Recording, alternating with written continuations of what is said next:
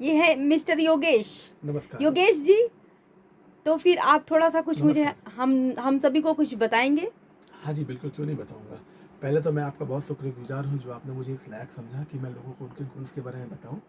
तो ज़्यादातर लोग के दिमाग में ये प्रश्न हमेशा आता रहता है कि लोग अपने जीवन में सफल क्यों नहीं हो पाते हैं? केवल कुछ ही लोग क्यों सफलता की सीढ़ी को पा सकते हैं? तो इसका जो मुझे सबसे बड़ा जो कारण लगता है, वो होता है अपने लक्ष्य को निर्धारण करना। ज़्यादातर लोग अपने लक्ष्य को निर्धारण ही नहीं कर पाते हैं। जब आपको पता ही नहीं होता कि आपको जाना कहाँ है, तो आप पहुँचेंगे कैसे? और जो अपने लक्ष्य को निर्धारण भी करते हैं, उनका लक्ष्य दृढ़ नहीं होता। मतलब उनको अपने आप में विश्वास ही नहीं होता कि वो ये लक्ष्य को पा सकते हैं। तो अब मैं पहले बताऊँगा कि आपका लक्ष्य जो है, वो क्या होता है?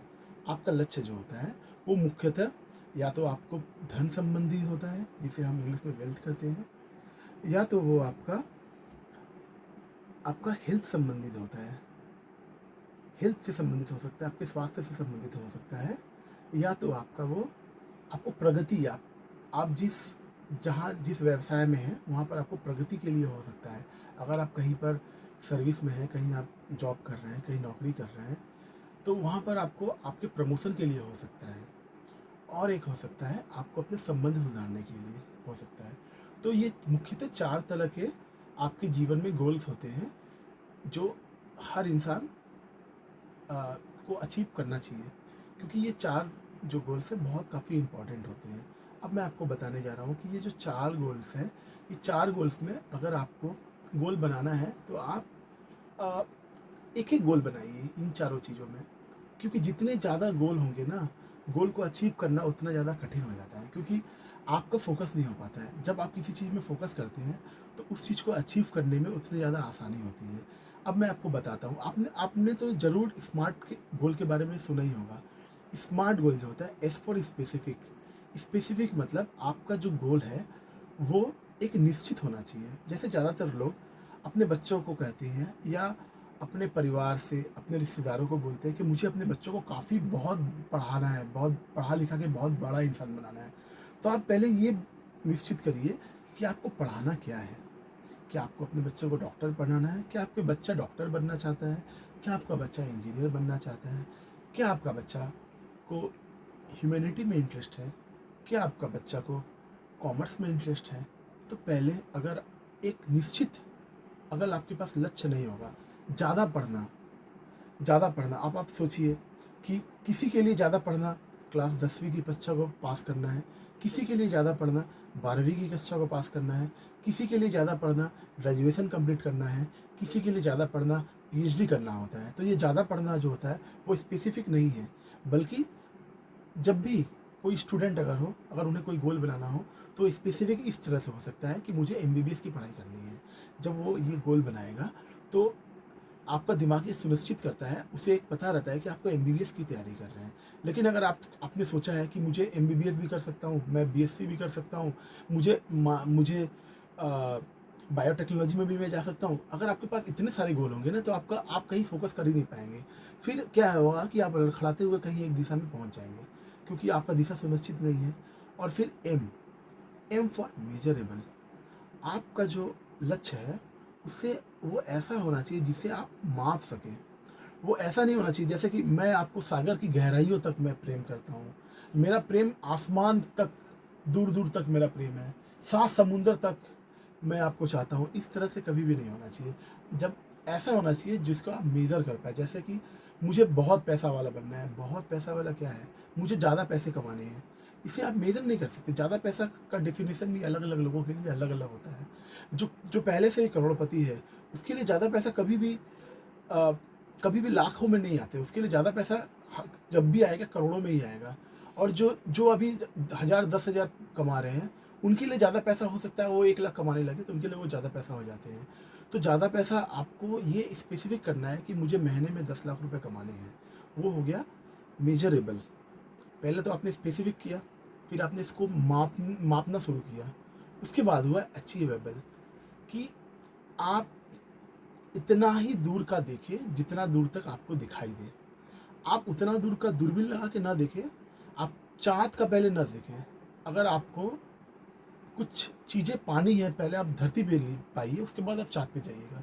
काफ़ी लोग होते हैं, काफ़ी दूर का सोचते हैं। मैं हमेशा बोलता हूँ कि आपका जो गोल होना चाहिए उतना ही आप सोचिए जितना आप आपको लगता है कि ये अचीव करने लायक है।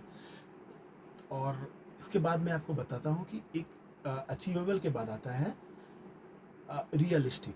आपका जो गोल होना चाहिए वो हमेशा रियलिस्टिक होना चाहिए, वास्तविक होना चाहिए। जैसे कि मैंने गोल बनाया मुझे सूर्य पे जाना है, तो ये तो पॉसिबल है नहीं, ये तो वास्तविकता है नहीं, क्योंकि सूर्य पे जाने के लिए हमारे लिए अनुकूलता नहीं है, वहाँ पर हम वहाँ जा नहीं सकते। तो आप अगर ऐसे गोल बनाएंगे जो कि संभव ही नहीं है, जो कि परी लोगों की सपनों की दुनिया में जो अचीव कर सकते हैं, वैसा अगर गोल बनाएंगे तो उसे अचीव करना मूर्खता होती है, क्योंकि वो अभी आप उस लेवल पे पहुँचे नहीं हैं कि आप जो परी लोग या सपनों की जो दुनिया है उसे आप अचीव कर पाएँ। और उसके बाद जो है गोल में जो टी, स्मार्ट का जो टी आता है, टी का मतलब होता है टाइम बाउंड। टाइम बाउंड मतलब आपका जो गोल है वो आपको पता होना चाहिए आप कितने समय में पूरा करेंगे।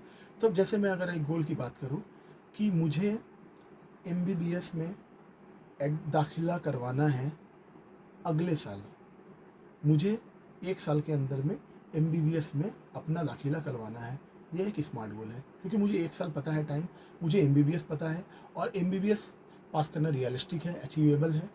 तो ये एक स्मार्ट गोल है। और एक स्मार्ट गोल के बारे में बताता हूँ कि मुझे हर महीने 10 लाख रुपए की कमाई करनी है आने वाले 6 महीनों में। मतलब 6 महीने बाद मुझे 10 लाख रुपए हर महीने मुझे कमाई करनी है। तो ये हो गया स्मार्ट गोल। इस तरह से आप अपने अपने स्मार्ट गोल बना सकते हैं। तो स्मार्ट गोल में मैं आपको बता रहा हूँ कि अभी मैंने बताया अचीवेबल और रियलिस्टिक। जब आप अपने अवचेतन मन को जब जागृत करेंगे ना, तो ये अचीवेबल और रियलिस्टिक जो ये चीज़ है ना, मैं आपको बता रहा हूँ, अभी मैंने आपको बता रहा हूँ स्मार्ट गोल में, फिर आपको लगेगा कि ये अचीवेबल और रियलिस्टिक, ऐसा कुछ है ही नहीं जो अचीव नहीं हो सकता हो, और ऐसा कुछ है ही नहीं जो वास्तविक नहीं है। ये हमारी अवचेतन मन की शक्ति है। अब मैं आपको बताता हूँ कि आपने गोल सेटिंग किया, ये तो हो गया पहला चीज़। जब आप अपने लक्ष्य को निर्धारण कर लेते हैं और अगर आपका लक्ष्य को पाने की चाहत उतना ज़रूरी बन जाता है जितना ज़रूरी लेना आपका सांस लेना है। कुछ लोग, जैसे कि हमारे विवेकानंद ने कहा है कि जागो, उठो और तब तक प्रयास करो जब तक आप अपने लक्ष्य को हासिल ना कर लो। तो आपका लक्ष्य को पाने के लिए आपका जो पैशन होना चाहिए ना, वो बहुत ही दृढ़ होना चाहिए और बहुत ही वो अटल होना चाहिए। उसके लिए आपको फिर सोचना नहीं, एक बार मैंने जब अपना लक्ष्य बना लिया तो उसको पाने के लिए जो जुनून होता है ना, वो आपको बरकरार रखना है। अब मैं आपको बताता हूँ कि लक्ष्य को कैसे आपको पाना चाहिए। जैसे कि हम लोग जिनको जीनियस बोलते हैं, जिसे हम काफ़ी बुद्धिमान समझा जाता है हमारे समाज में, जो पिछले 100-200 सालों में जिन्हें हम मानते हैं, उन लोगों ने अपने अवचेतन मन का, अपने चेतन मन का, अवचेतन मन का केवल 3%, 4% या 4.5% तक ही यूज किया है, व्यवहार किया है। तो हमारा जो मन है, हमारा जो माइंड है, उसे जो जीनियस लोग हैं वही 3.5-4% यूज कर पाते हैं। तो आप सोचिए हमारे और आप जैसे लोग अपने माइंड का कितना यूज करते हैं। हमारा जो माइंड है वो काफ़ी पावरफुल है।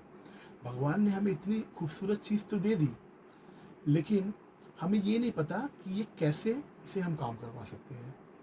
हमारा दिमाग, हमारा मन के पास हर चीज़ है, हर चीज़ वो आपको दिला सकता है, लेकिन आपको उसे आपको जागृत करना पड़ेगा, उसे आपको बताना पड़ेगा कि क्या चाहिए। अब मैं आपको बताता हूँ हमारे माइंड के बारे में। आपको तो पूजा जी ने इसके पहले वीडियो में बताया था कि हमारा जो मन है वो 2 तरह का होता है, एक चेतन मन, दूसरा अवचेतन मन। चेतन मन जो है वो हमारे जीवन में 10% इसका भूमिका है, 5 से 10% इसका भूमिका होता है, और ये उतना ही पावरफुल होता है। और जो हमारा अवचेतन मन है वो करीब 90% ज़्यादा शक्तिशाली होता है चेतन मन से। तो अवचेतन मन जो है वो क्या है, इसको आप समझिए। जैसे कि अभी हम लोग जागृत अवस्था में है, तो जागृत अवस्था में हमारा कौन सा मन काम कर रहा है? हमारा चेतन मन काम कर रहा है। जिस कार्य को करने के लिए हम सोचते हैं, विचारते हैं, हम अध्ययन करते हैं, वो हमारा चेतन मन है। और अवचेतन मन क्या होता है? जिस काम को करने के लिए हम सोचते नहीं हैं और वो काम हम करते हैं और हम करते चले जाते हैं, वो हमारा अवचेतन मन है। तो अभी जब मैं जागृत अवस्था में हूँ तो हमारा चेतन और अवचेतन दोनों ही मन है, लेकिन हमारा चेतन मन है वो ही काम कर रहा है, क्योंकि अवचेतन मन जागृत अवस्था में उस तरह से काम नहीं कर पाता है। और एक अवस्था होती है जो कोमा में जो चले जाते हैं, उसे हम बोलते हैं अनकॉन्शियस, कोमा में जाने वाले लोगों को। तो एक हो गया चेतन मन, एक हो गया अवचेतन मन, मतलब कॉन्शियस माइंड, सब कॉन्शियस माइंड, अनकॉन्शियस माइंड और एक सुपर कॉन्शियस माइंड है। तो इनके बारे में मैं बाद में बात करता हूँ, पहले आप चेतन और अवचेतन मन के बारे में आप समझ लीजिए कि क्या है। तो जब आप जैसे ही आप सोने के लिए आप जाते हैं, तो सोने के बाद आपका चेतन मन जो है उसका स्विच ऑफ हो जाता है और आपका अवचेतन मन उस समय कार्य करता है। और अगर आप अपने नींद में, जिसे हम सपने कहते हैं, जो हमारे ड्रीम्स होते हैं, जब आप सपने देखते हैं तो हमारा दिमाग ये नहीं समझता, हमारा मन ये नहीं समझता कि वो असल है या वो सपना है, और वो उसे हकीकत ही मानता है। तो जैसे कि आप लोगों ने सुना होगा कि मुंगेरी लाल के हसीन सपने। तो मैं इससे बहुत ही अलग बात कहना चाहता हूँ। मैं आपको कहना चाहता हूँ कि हसीन सपने आप देखिए, आप अच्छे सपने देखिए, आप अपने दिमाग से अच्छी अच्छी बातें दीजिए दिमाग में। अब मैं आपको एक ऐसा बात बताने जा रहा हूँ जो ज़्यादातर लोग हो सकता है जानते होंगे, लेकिन इस पे वो काम नहीं करते होंगे। हम लोग सबसे ज़्यादा दिन में अपने आप से बात करते हैं।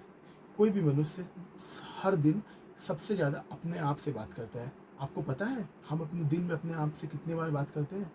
हमारे मन में हर दिन करीबन 60,000 ख्यालात, जिसे हम ख्यालात बोलते हैं, वो आते हैं, मतलब थॉट्स आते हैं हमारे मन में 60,000।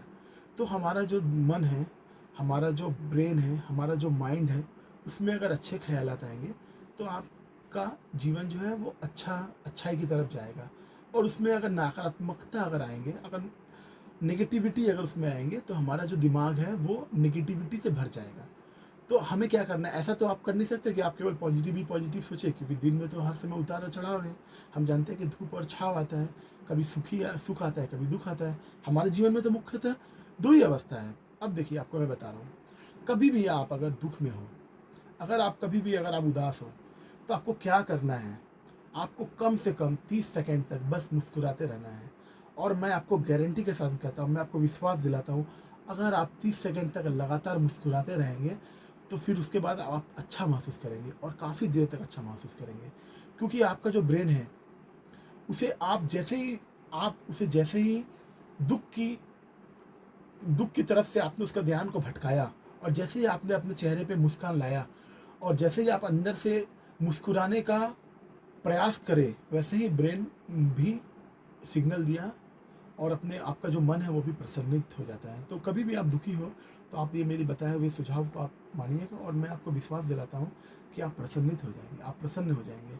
इसीलिए हम क्या करते हैं ना, जब भी आप परेशानी में हो, दुख में हो, हम क्या करते हैं कि हम अपने अच्छे दोस्तों के साथ जाते हैं, मिलते हैं, बात करते हैं, उनके साथ अच्छा क्वालिटी टाइम बिताते हैं, ताकि हमारा जो मन है वो प्रसन्न हो जाए। क्योंकि आपको दुख से जाने का एक ही रास्ता है कि आप सुख की तरफ जाएं, आप शांति की तरफ जाएं, आप खुशी की तरफ जाएं। खुशी या तो गम, आपके पास ये दो चीज़ है, या तो दुख होगा या तो सुख होगा। जैसे ही आप दुख की जो एनर्जी है उसे जब कम करते हैं, वैसे ही आपको सुख का अनुभव होता है। ये बहुत कठिन नहीं है, और जो लोग जानते हैं अपने दिमाग को संचालन करना, वो काफ़ी खुश रहते हैं। आप देखेंगे कुछ लोग हैं वो दुखी होते ही नहीं हैं, क्योंकि वो हर समय अपने दिमाग को सुख की अनुभूति देते रहते हैं। अब मैं आपको बताता हूँ कि जो आपका अवचेतन मन को आपको कैसे इस्तेमाल करना है। अवचेतन मन काफ़ी इंग्लिश टर्म आ गया है और काफ़ी लोग इंग्लिश में समझते हैं, तो मैं आपको बताता हूँ कि जो हमारा सबकॉन्शियस माइंड है, जब आप ध्यान करते हैं, ध्यान को माइंडफुलनेस बोलते हैं। ये जो अंग्रेज होते हैं ना, ये ध्यान को माइंडफुलनेस कहते हैं। देखिए, ध्यान, ज्ञान, ये सब की उत्पत्ति हमारे ही देश से हुई है, और हमारी संस्कृति ने ही पूरे ब्रह्मांड को, पूरे विश्व को ज्ञान के बारे में बताया। और हमारे यहाँ काफ़ी ज्ञान है, काफ़ी ज्ञान को नष्ट करने के बाद भी काफ़ी ज्ञान बचे हुए हैं। तो हमारा जो अवचेतन मन है, जब आप ध्यान की मुद्रा में होते हैं, और जब हम अल्फ़ा लेवल में, माइंडफुलनेस के लैंग्वेज से बोलेंगे, जब हम अल्फ़ा लेवल में जाते हैं, मतलब जब हमारा भूत और हमारा भविष्य के बारे में चिंता नहीं करते हुए जब हम वर्तमान में ही रहते हैं, और उस वर्तमान की अवस्था में अगर आप अपने अवचेतन मन को जागृत करके अपने आपने जो गोल सेट किया है उसके बारे में, अगर आप कभी भी जब आँखों को जब बंद करते हैं तब आप देखिए आपके मन में या तो कोई पिक्चर आता है, या तो कोई वीडियो चलता है, या तो कुछ आवाज़ आती रहती है। ये 3 तरह से आप सोचते हैं। आप देखिए आँख और कान, ये 2 ऐसी तंत्र है, मतलब 2 ऐसे सेंस ऑर्गन हैं जिसे हम सबसे ज़्यादा जो हमें इनपुट देता है, आँख और कान। हम कान से सुनते हैं, आँख से देखते हैं। तो जब आप आँखें बंद करते हैं ना, तो आप देखेंगे कि आपको यही, या तो आपको कुछ सुनाई दे रहा है, या तो आपको कुछ दिखाई देता है, या तो वो स्टिल होता है, या तो वो वीडियो चलती रहती है। तो जब आप अपने अवचेतन मन के अंदर में आपको जो आपका लक्ष्य है, आपको ये नहीं सोचना है कि आपको लक्ष्य में कैसे पहुंचना है, बल्कि आपको अपने अवचेतन मन में ये सोचना है कि आपने अपने लक्ष्य को हासिल कर लिया है। और वो जितना दृढ़, जितना क्लियर वो पिक्चर आपके ध्यान की अवस्था में आपके अंदर, जितना क्लैरिटी से आप देखेंगे, जितना क्लियर उसकी जो साउंड आपके अंदर आएगी, उतना ही जल्दी आपके गोल को आप अचीव कर पाएंगे। और आप सोचिए कि आपका जो लक्ष्य है उतना ही दृढ़ है। और मैं आपको गारंटी देता हूँ, अगर आप ध्यान करते वक्त अगर आपके मन में अगर आपने ऐसा चित्रण बनाया, और अगर वो चित्र बहुत कलरफुल आ रहा है, उसमें बहुत अच्छा साउंड आ रहा है, जैसे अगर जैसे कि मान लीजिए आपका गोल है कि आपको स्विट्ज़रलैंड में जाना है, आपको फैमिली को लेकर, आप अपने मन में अच्छा क्लियर पिक्चर बनाइए। और अगर वो पिक्चर में अगर उसमें अच्छा पिक्चराइजेशन आ रहा है, एकदम क्लियर कट आ रहा है, उसमें अच्छी साउंड आ रहा है, आप फील कर पा रहे हैं, तब आप देखेंगे कि आप बहुत जल्दी वो मुकाम पे पहुंच जाएंगे। क्योंकि आपका अवचेतन मन का कितना शक्ति है, ये मैं आपको कैसे बताऊं। आप जानते होंगे कि आपने रामायण में, महाभारत में, आपने त्रेता युग, द्वापर युग में आपने सुना होगा कि हमारे जो ऋषि होते थे वो प्रकृति को नियंत्रण में रखते थे, और उनके कुछ ही क्षणों में चाहने से मौसम परिवर्तन हो जाता था। वो किसी को भी अपने श्राप से भस्मीभूत कर सकते थे, भस्म कर सकते थे। कैसे भस्म कर सकते थे? क्योंकि उन्होंने अपने अवचेतन मन से ब्रह्मांड को संयोजन किया था, और वो प्रकृति को नियंत्रण में रखते थे अपने अवचेतन मन से। तो हमारा अवचेतन मन काफ़ी पावरफुल है। मैंने बताया ना कि जिन्हें हम जीनियस कहते हैं, जिन साइंटिस्ट को, वो भी 4%, 4.5% ही हमारे माइंड का इस्तेमाल करते हैं। लेकिन हमारे जो ऋषि होते थे ना, उनके पास तो मतलब उनको पूरा पता था कि किस तरह से इसे हमें यूज करना है, और वो जानते थे।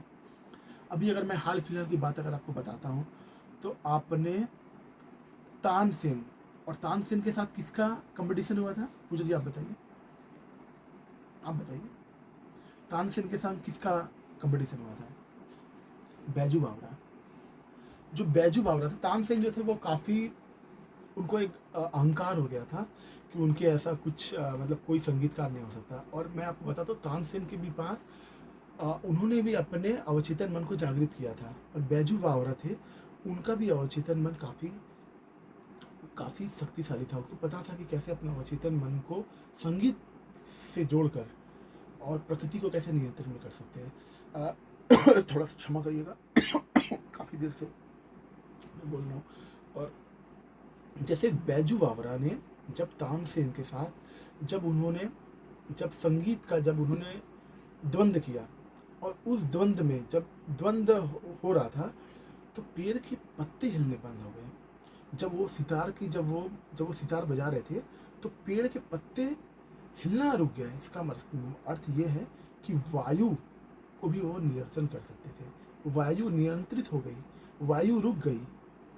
आप सोचिए, वो सितार बजा रहे हैं और अपने मन से प्रकृति को कंट्रोल कर रहे हैं। उसके बाद उनके सितार वादन करते वक्त उनके अवचेतन मन के प्रभाव से वो बारिश भी करवा सकते थे। हमारा अवचेतन मन बहुत ही पावरफुल है। इसलिए मैं बताता हूँ कि अगर आपको अपने लक्ष्य को हासिल करना है, तो अपने अवचेतन मन को ये विश्वास दिलाइए कि आप वो कर सकते हैं, और आपने वो किया है। और इसका सबसे आसान तरीका है, अगर आपको मेडिटेशन करने में दिक्कत आ रही है, अगर आपके पास कोई गुरु नहीं है, सबसे आसान तरीका, जब आप सोने जाते हैं, दिन में 2 बार चेतन और अवचेतन मन, और जो अवचेतन मन है वो अल्फा लेवल पे जाता है। पहला है जब आप नींद से तुरंत उठते हैं, उस समय आपका अवचेतन मन काफ़ी जागृत होता है। दूसरा, जब आप नींद पे जाते हैं, तो नींद पे जाते वक्त अगर आप अपने अवचेतन मन में, अगर आपने, आपका जो लक्ष्य है, आप अपने अंदर एक ऐसा वातावरण बना रहे हैं जहाँ पर आप अपने आप को देख रहे हैं, जिसे आप सफलता मानते हैं, जो आपका लक्ष्य है, जो आपका गोल है, आप वो गोल को साक्षात होते हुए देख रहे हैं। और मैं आपको विश्वास दिलाता हूँ, आप ऐसा करके देखिए। ये हमारा विज्ञान है, ये हमारा सनातनी विज्ञान है, ये वैदिक काल से चले आ रहा है। आप ऐसा करके देखिए, मैं आपको विश्वास दिलाता हूँ कि आप पहले अपने गोल, अपने लक्ष्य को निर्धारण करिए, अपने लक्ष्य को दृढ़ करिए, और आप अपने अवचेतन मन को जागृत करिए। अपने आप को विश्वास दिलाइए कि आप कर सकते हैं, आप ही करेंगे और आप ही कर सकते हैं। बहुत बहुत धन्यवाद आपका पूजा दी, बहुत बहुत धन्यवाद।